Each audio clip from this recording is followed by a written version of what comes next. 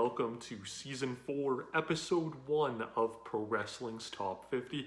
I'm your host, Travis McNeil, and today we officially begin our countdown of the top 50 matches in Lucha Underground history. So if you watched the introductory video yesterday, episode 0 of season 4, I talked a little bit in a nutshell about what Lucha Underground was. So if you missed that video, you can go back and watch it as an introductory piece.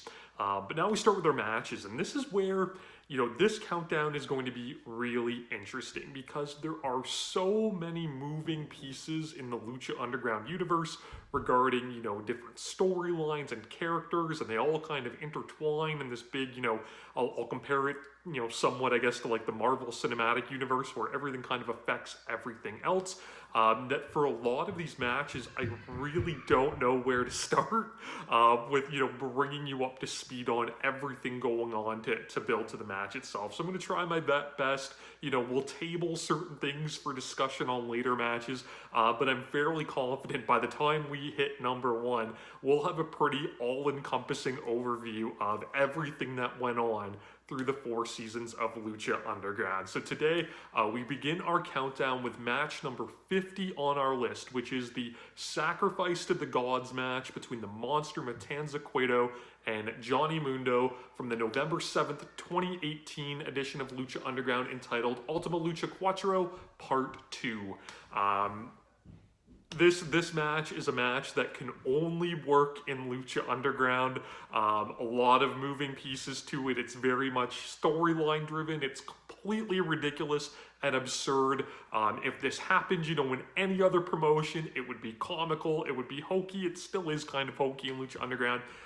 But to the promotion's credit, they made it work, and we get an incredibly satisfactory, piece of business here.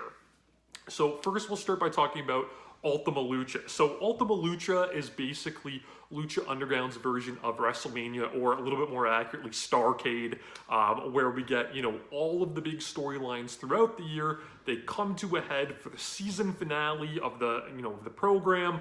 We get new storylines set in motion. We get Pretty Little Bows put on previous storylines, and we get a bunch of grudge matches to settle the score for, everything that had went on throughout the season. And I compare it to Starrcade because a lot of those matches, were bloody, brutal, had gimmicks involved with them, right? So definitely more akin to, the Starrcade of the 80s, the Starrcade 85 style. So basically a lot going on for this match. We have Johnny Mundo. So Johnny Mundo is John Morrison, Johnny Nitro, Johnny Impact, Johnny Blackcraft, whatever you want to call him. It's John Morrison. He was in the main event of the first episode of Lucha Underground, and he would be one of the faces of the promotion. He started as a babyface. He, fairly quickly became a heel, which, he's much better at. He held all of the promotion's titles, the Lucha Underground title, the Gift of the Gods title, as well as the Trios titles. He had a stable built around him in the Worldwide Underground with his real-life girlfriend Taya Valkyrie, Jack Evans, PJ Black, or Justin Gabriel, as you may know him from the WWE The Nexus stable, as well as Ricky Mundo, who was Ricky Mandel, basically like a flunky for the group that idolized Johnny Mundo. So Mundo turned heel partway through season 1, and he would continue that all the way into season 4, where he would eventually turn back face. So there was a faction called the Reptile Tribe, which was headed by a woman named Cobra Moon, who you may now know as Thunder Rosa in AEW and the NWA, and she was obsessed with Johnny Mundo and wanted to bring him into the stable. Along the way, she had possessed the character Drago, who I talked about a little bit in the introduction video. He was my nephew's favorite wrestler in Lucha Underground, and brought him into the Reptile Tribe. Drago was friends with a wrestler named Aerostar. They had a best-of-5 series in the first season, and were attached at the hip as partners ever since, and Aerostar wanted to bring Drago back from his possession of Cobra Moon. That led to a big 8-man tag between the Reptile faction and Aerostar and the Worldwide Underground, with Johnny Mundo agreeing to a stipulation where if his team lost, he would join the Reptile Tribe. However, if his team won, he would be granted a wish by Cobra Moon, who I guess has wish-granting abilities. Johnny Mundo's team would win, and Mundo would essentially turn face by giving up his wish to Aerostar to have Drago freed from the clutches of the Reptile Tribe. That would lead to, some anger from Taya Valkyrie, who, hoped that Mundo would use the wish for her. And Mundo, again, continued his face turn by saying that his only wish was to be with Taya forever. He proposed to her. And that would lead to the first ever Lucha Underground wrestling wedding that we had on a season 4 episode, which is a great segment. It's really funny. It's really well done. It's everything, you would expect from a wrestling wedding, including it all blowing up at the end. So I mentioned Ricky Mandel, being the character of Ricky Mundo, officially changing his name to Ricky Mundo, idolizing Johnny Mundo, but being treated like garbage all the way through. In season 4, he would find this creepy doll, so predating, everything going on with Alexa Bliss in the WWE right now, very Annabelle-esque. Ricky Mundo had this doll that we would later find out was possessed by an Aztec god, and it was trying to use Ricky to break up Mundo and Taya to ultimately end up possessing Taya, which she does at the end of this episode, this season 4 finale. So during the wedding, Ricky Mundo unleashes the cage of the monster Matanza Cueto. Little bit of an introduction on Matanza. So the owner and proprietor of Lucha Underground was Dario Cueto. He had a brother named Matanza. Matanza killed their mother when they were children. The mother was abusive. That led to Dario and Matanza basically going on the run. We would find out in season 4 that Dario's father, Antonio Cueto, basically, sacrificed his young child Matanza to the gods, as he was hungry for power, and it led to Matanza being this unstoppable god-possessed creature. The soul of Matanza was kept in this giant, almost novelty-looking key that would be used to lock the cage that he would be stored in. We would see Dario Cueto wear this key around his neck, for the first 3 seasons. The end of season 3, Dario Cueto was shot and killed. Antonio Cueto finally, was introduced into this universe. Antonio Cueto was, the same actor that played Dario Cueto, just in an old man's outfit and changing his voice a little bit. But we would find him take the key from the corpse of Dario Cueto, and ultimately he would end up giving that key to Matanza, who would destroy the key, essentially, returning his soul that was in the key back to him. And now you had this, unstoppable killing spree of a monster that now had, his soul back and ultimately some, human nature. Antonio, though, not wanting to anger the gods, he would create a series of sacrifice to the god matches, where essentially Matanza would destroy lower card, Lucha Underground wrestlers, essentially writing them out of the series. And this is something that Lucha Underground would do a lot. We had a lot of deaths, during the 4 seasons that the programs run. He defeated Mr. Spectacular, Jesse Goddard, Cortez Castro, Vinny Massaro, Saltador and Malasuerte of the Rabbit Tribe, and eventually, after, ruining the wedding of the Mundos, when Ricky Mundo, let him out of his cage to destroy that wedding, he would sacrifice Joey Wrestling, which was Joey Mercury, the M&M connection with Johnny Mundo, as well as Jack Evans, part of the Worldwide Underground stable.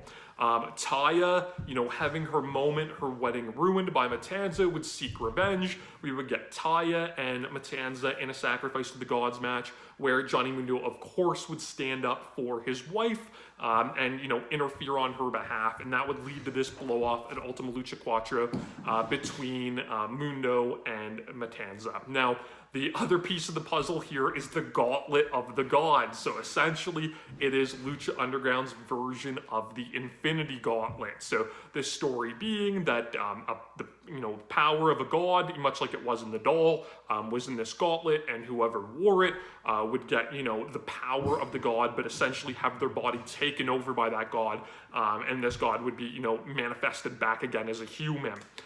This was all part of this big ongoing storyline involving Agent Winter, who is the person that had Dario Cueto killed, apparently on the request of Antonio Cueto. We'll get more into that in a little bit. The gauntlet was originally given to Brian Cage, that he would be perfect, a big strong machine, but ultimately his mind was too strong. He was able to use the power of the gauntlet, but could not be overtaken by the god. Eventually, Mil Muertes would win the gauntlet in a match. It would be stolen by King Cuerno, who, was like a bit of like a big game trophy hunter. Ultimately, we would find out that the gauntlet would be stolen from him by Aerostar and Drago, as, they try to prevent, this catastrophic event, of all of these gods being brought back and starting, this gigantic Aztec war. And what they would do is they would actually gift the gauntlet to Mundo temporarily to allow him to use it against Matanza as a thank you for that, for Mundo releasing Drago from the clutches of Cobra Moon and the Reptile Tribe. So the match itself, this match is all about this prop piece, this gauntlet. It's silly, it's goofy, but it works. The crowd is so receptive to it, and the match has got a lot of cool stuff, and it's just ultimately very, very satisfying. So we start out by, Matanza comes out, and he's got this big, Aztec headdress on, and he's got new gear. He used to always wear this dirty, bloody mechanics outfit that made him look a little bit silly. So, he comes out, and he looks amazing. Mundo comes out with the gauntlet. And immediately like throttles Matanza, which does a really good job showing the power of the gauntlet, but he misses a punch, and that allows Matanza to get the gauntlet off of Mundo, throws it to the floor, and just starts to run through all of his impressive offense. So Matanza was actually played by Jeff Cobb. So if you're a New Japan fan, you know Jeff Cobb. He was a former Olympic athlete as a wrestler. He's incredibly strong, incredibly powerful. He was the perfect guy to play Matanza. So he runs through all of his suplexes and slams and things like that on Mundo. He goes for his finisher, the Wrath of the Gods, which is the Tour of the Islands move that he does now. Mundo is able to counter it into a Crucifix Bomb, hits the Moonlight Drive, hits the Starship Pain, his finishing move, the End of the World, as it was called in the Lucha Underground universe, and it's only good enough for two, basically very quickly establishing that Mundo needs the gauntlet to win. He goes to the floor for the glove. They do a lot of really nice big spots here where Matanza hits, a deadlift German suplex from the top to prevent him from getting it. And Mundo has to go deep, even though he's a face, back into his heel bag of tricks. And he goes under the ring, which is something we saw Mundo use countless times throughout his run in Lucha Underground. He would use it to eventually sneak back to the gauntlet. Matanza would again cut him off before he could get it on, and he would throw it up on top of like a freezer storage system. So Lucha Underground shifted venues in between season 3 and season 4. It's now being held in like a Modelo beer plant where they would, keep all the beer cold. Leads to a really cool part where Johnny Mundo has to do all of his fancy parkour, and he, runs off the wall and jumps off boxes and all of these things to get up to where the glove is being stored. Of course, Matanza's up there to meet him, and we get a big brawl where Matanza ends up choke slamming Johnny Mundo through the roof of this cold storage into where all the beer is kept. As he's hitting that choke slam, though, Mundo manages to get the gauntlet on his hand. As Matanza feels like he's destroyed Johnny Mundo, we get the big reveal where the doors open to the cold storage. There's Johnny Mundo, unscathed, wearing the glove, does his Johnny Mundo pose while lightning sound effects go off because it's Lucha Underground and it's so over the top. But we end up getting Mundo back in the ring. He blocks a chair shot with the punch. Matanza gets one last, bit of hope where he hits the Wrath of the Gods. Mundo kicks out of that, being the first man in Lucha Underground history to kick out of the Wrath of the Gods, showing the power of that gauntlet. And he basically, punches out Matanza for the win and ends up hitting a final punch off the top rope to get the 3. Matanza had been so well protected in Lucha Underground. This was only the third pinfall he dropped in the entire 4 seasons. It was the first time somebody kicked out of his finishing move, and it would ultimately be used as a write-off. And since this would ultimately be the final episode of the show, it was a nice little moment for Mundo as well. In backstage segments, or cinematic sequences, I should say, Mundo would ultimately give the gauntlet back to Aerostar and Drago, not without a little bit of a resistance, as he liked the way it made him feel, but, you know, ultimately, his body is his temple, and he wouldn't let another god, you know, possess it over, because he is a god. And we would get a big sequence at the end of episode 4, or the finale of season 4, that we'll talk more about later on in this series, I'm sure, where the gauntlet would eventually be used to kill Matanza. It would be given to Black Lotus, Angela Fong, by El Dragon, Azteca, King Cuerno, Aerostar, and Drago, who had started a bit of a union basically to combat all of these Aztec gods that, you know, were coming back, that ultimately we never got to see continue as the show was canceled. But Black Lotus, who had her parents actually killed by Matanza, which again I'm sure we'll talk about another point, uses the gauntlet to rip the heart right out of Matanza against Lucha Underground. It is over the top. It's, you know, not unexpected to see somebody have their heart ripped out and killed on this program. The gauntlet would then be stolen by Jake Strong, who you might know as Jake Hager or Jack Swagger, basically with the implication being that, you know, he's as strong but not as smart as Brian Cage, and you know, Agent Winter and Antonio Cueto and the Master, you know, Hexagon Dark, who we'll talk more about another time, as well as a big reveal at the end of this episode that Wade Barrett, Stu Bennett, you know, was this mysterious man in the limo, that ultimately Jake Strong would be the man that would carry, you know, their plan out and be this manifestation of a god through the Gauntlet of the Gods. So, so much going on in here for what was relatively a short match, but that is Lucha Underground in a nutshell. It's very appropriate that this match comes in at number 50 on our list because, like I said, it is only a match that will work in the environment of Lucha Underground, and work it does. It is so much fun and is so rewarding if you've watched this program all the way through. You can, you know, Lucha Underground can be a little bit hard to find. I believe it was on the Crackle service or the Tubi service or one of those services for a little while. It was on Netflix for a little bit. El Rey, the El Rey network that it originally aired on, has recently come back as a streaming service, so it may end up on there. It was at one point available for purchase through iTunes, but really, if you Google search it, you can find episodes of this program on Daily Motion or, you know, wherever you need to. But it's well worth watching for matches like this that are just so much fun in the unique atmosphere that was Lucha Underground. You can follow me, of course, on Instagram and Twitter at Wrestling50. You can subscribe to my channel here on YouTube so that you never miss a video. I hope we have lots of fun with this countdown. We're just getting started, so please, as always, join me again tomorrow as we continue to count down Pro Wrestling's Top 50. Top 50.